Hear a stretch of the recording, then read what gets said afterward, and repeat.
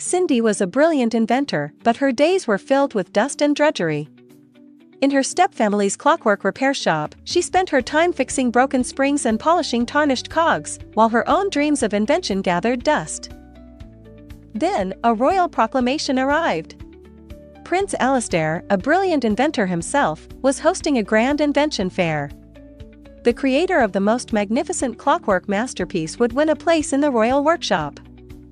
Cindy's stepmother, Madame Belladonna, and her two stepsisters, Petunia and Prunella, scoffed at the idea. "An inventor? You?" Madame Belladonna sneered. "Such an honor is for us, not for a girl who mends cogs." But late at night, Cindy worked in secret. She was building a magnificent automation bird, its heart a tiny, glowing crystal.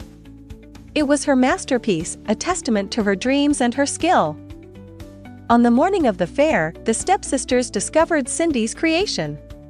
In a fit of jealousy, they tore it apart, leaving her to weep among the broken pieces of her dream. Just then, a small, dusty automaton with a kind face and a monocle whirred to life from a forgotten corner.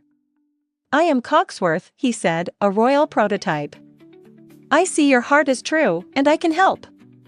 With a whir and a click, Cogsworth used his unique magic.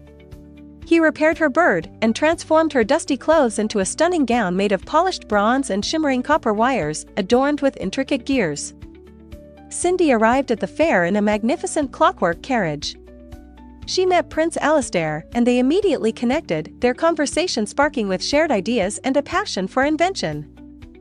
As the clock struck midnight, the magic began to fade. Cindy rushed out, leaving behind a single, gear-shaped hairpin that had fallen from her hair. Prince Alistair found the hairpin and used it to search for the mysterious inventor.